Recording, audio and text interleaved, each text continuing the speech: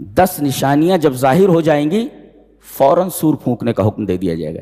یعنی قبیل الساعہ، قیامت سے تھوڑا پہلے یہ 10 نشانیاں ظاہر ہوں. کون کون سی ہیں؟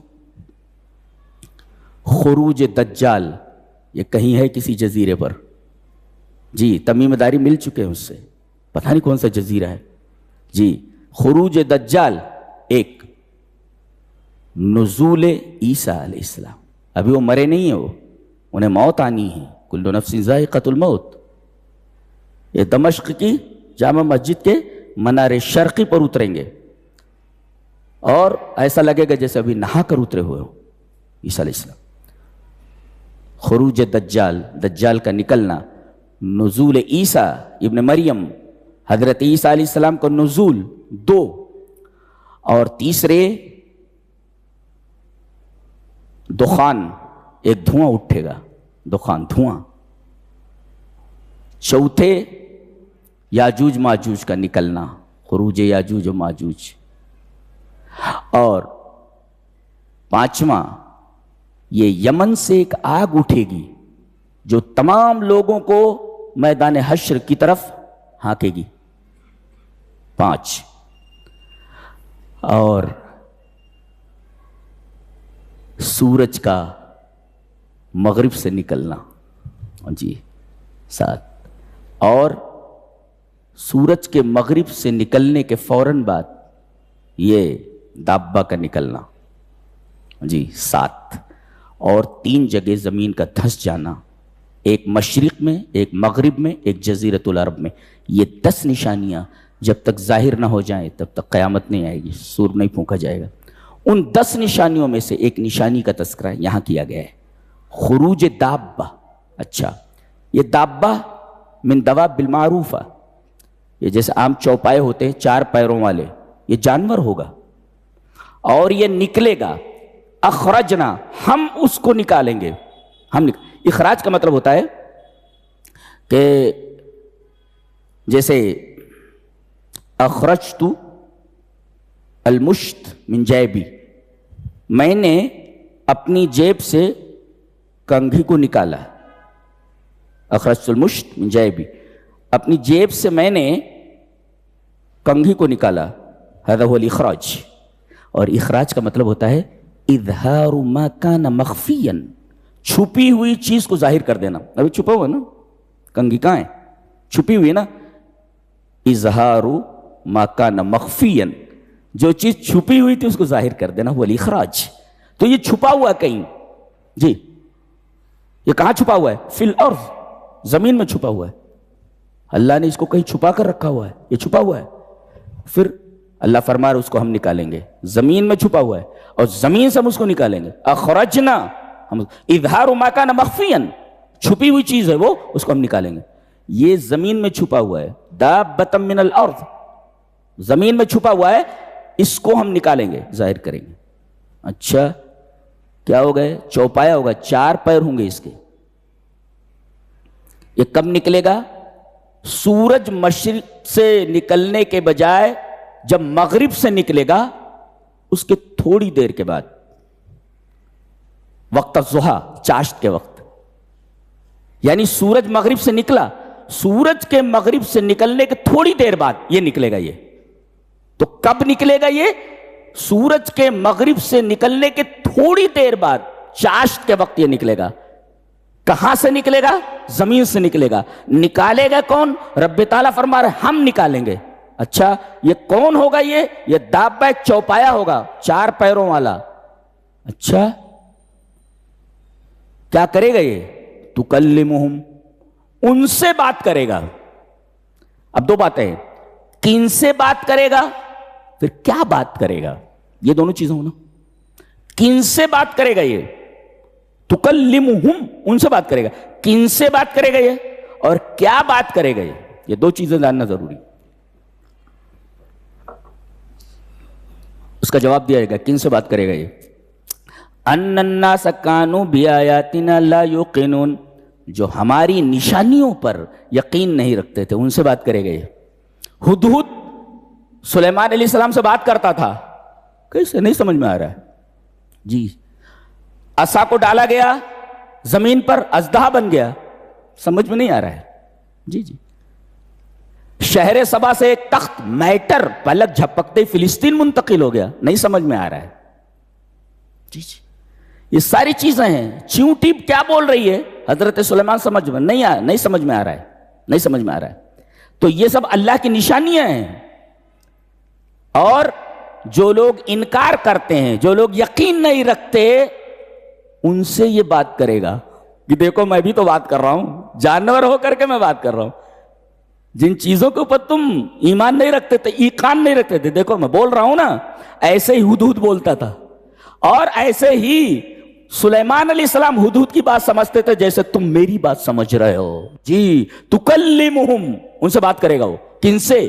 اور اس مفہوم کی وضاحت ایک حدیث میں کی گئی ہے. حضرت عبداللہ ابن عمرو ابن عاص سے مروی روایت ہے کہ یہ قیامت قائم ہوگی شرار الناس پر، سارے کے سارے لوگ برے ہوں گے، ایک بھی آدمی اچھا نہیں رہے گا. سارے اچھے لوگ دنیا سے چلے جائیں گے، سارے برے لوگ رہیں گے. جب ایک بھی آدمی اچھا نہیں رہے گا سور پھونک دیا جائے گا. ہاں، تو یہ نکلے گا اس وقت جب سارے کے سارے بدبخت لوگ ہی ہوں گے، ان کے اوپر قیامت قائم ہوگی. سارے کے سارے ایسے ہوں گے جو یقین نہیں رکھتے اللہ کی نشانیوں پر، ان سے بات کرے گا. اور کیا بات کرے گا؟ بات یہی کرے گا کہ اللہ نے جو نشانیاں تمہارے پاس بھیجی تھیں تم اس پر یقین نہیں رکھتے تھے نا. میں بولتا ہوں کہ تمہیں یقین رکھنا چاہیے تھا. جی. اب اپنی آنکھوں سے دیکھ لو، اپنے کانوں سے سن لو. جی. ایک اچھا وہ یہ بتائے گا، یہ ممکن ہے کہ جانور بولے؟ ہاں ممکن ہے. یہ موبائل بولتی ہے. اب موبائل اگر بولتی ہے تو چوپایا کیوں نہیں بول سکتا؟ یہ تو اس کی دلیل حسی ہے، محسوساتی دلیل ہے. ریڈیو بول سکتی ہے، بول سکتی ہے. یہ کیسے بول سکتی؟ اگر نبی کریم صلی اللہ علیہ وسلم کے زمانے میں کسی کافر سے کہا جاتا کہ موبائل میں ہم لوگ ہزاروں میل کے فاصلے سے بات کر لیتے، کہتے انت کیا دی، جھوٹا ہے تو، ہم اس بات پر یقین نہیں رکھتے. جی. ہم اس بات پر یقین نہیں رکھتے. جی.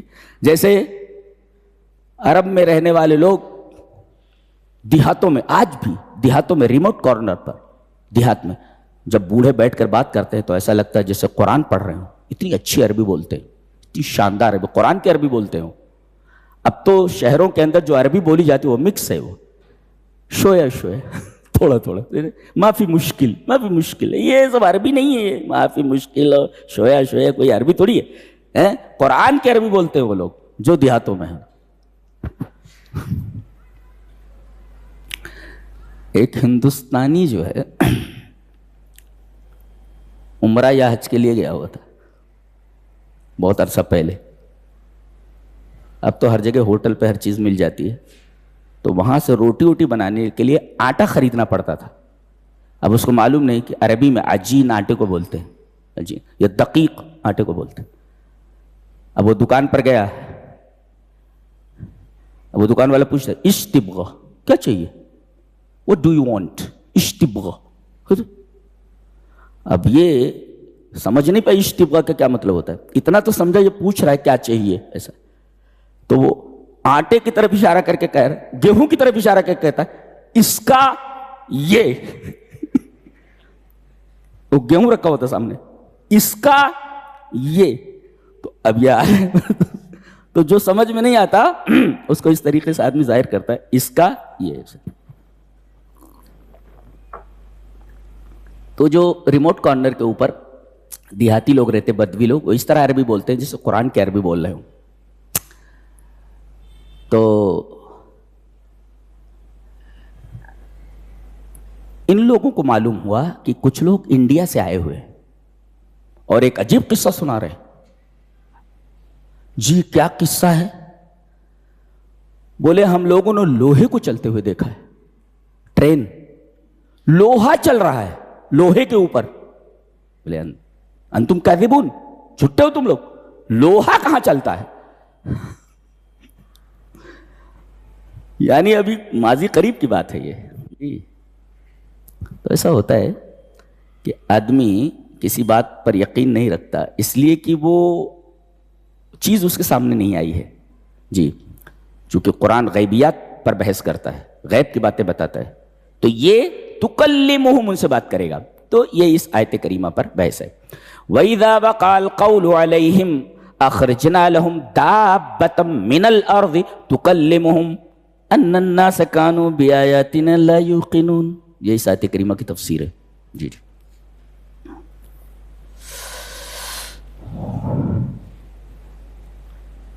اس کے بعد سورہ قصص ہے، بڑی عجیب و غریب سورہ ہے جی۔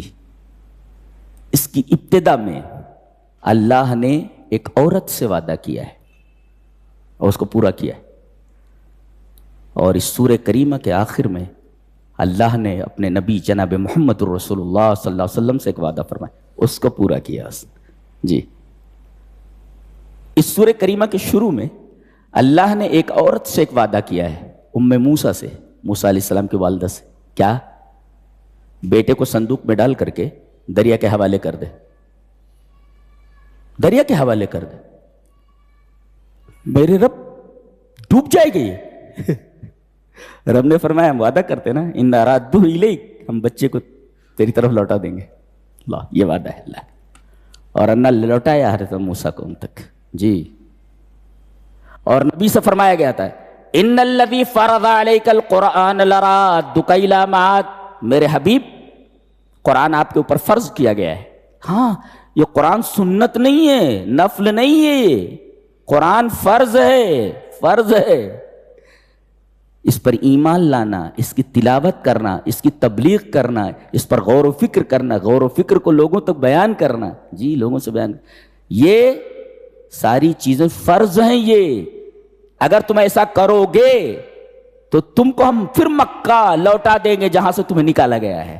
اور آج بھی مسلمان جب تک قرآن کے ساتھ وہی نہیں کریں گے جو نبی نے قرآن کے ساتھ کیا ہے، تب تک ہماری کھوئی ہوئی قداست، ہماری کھوئی ہوئی عزت نہیں مل سکتی جی۔ اگر آپ کو کھوئی ہوئی عزت حاصل کرنا ہے تو قرآن حکیم جو فرض ہے اس کے اوپر آپ کو عمل کرنا ہے۔ فرض کا مطلب کیا؟ اس پر ایمان لانا فرض ہے، اس کی تلاوت کرنا فرض ہے، اس پر عمل کرنا فرض ہے، اس کی تبلیغ کرنا فرض ہے جی۔ اور اللہ تبارک و تعالیٰ نے اس وعدے کو پورا فرمایا، آپ کو مکہ واپس بھیج دیا، لوٹا دیا۔ اور عجیب بات تو یہ ہے کہ موسیٰ علیہ السلام 8 سال کے بعد شادی وادی کر کے مدین سے مصر لوٹے، 8 سال بعد لوٹے، اور نبی کریم صلی اللہ علیہ وسلم مکہ سے نکل کر کے جب مدینہ آئے تو دوبارہ 8 سال کے بعد مکہ روانہ ہوتا۔ یہ عجیب و غریب بات ہے، دونوں نبیوں میں اس طریقے کی مماثلت ہے۔ اور کیوں نہ ہو کہ انبیاء بنی اسرائیل کا سب سے معزز نبی ہے، سب سے بڑا عالم ہے یہ موسیٰ، سب سے بڑا عالم ہے جی، اور اس کے معجزے ایسے ہیں آدمی سوچ لے تو حیران ہو جائے جی۔ عصا ڈال دے تو اژدہا بن جاتا تھا، اور صوبان کہا گیا، صوبان مس اژدہا، اژدہا، اور مبین کہا گیا، مبین، مبین مانے واضح، یعنی صرف آنکھوں کا دھوکہ نہیں ہے، وہ حقیقت میں سانپ بن گیا، حقیقت میں اژدہا ہے وہ۔ صوبان کے ساتھ مبین لائے گا، مبین، مبین مینس ظاہر، یعنی حقیقت میں وہ لاٹھی، وہ عصا اژدہا بن گئی ہے، وہ اژدہا ہے وہ، ایسے نہیں جادوگروں کے جادو کی طرح میسمرائزڈ ہو گئی آنکھیں، ایسا نہیں ہے، حقیقت میں وہ سانپ بن گیا ہے عصا۔ اور ایسے نبی کے بارے میں ہمارے نبی نے فرمایا لو بدا لکم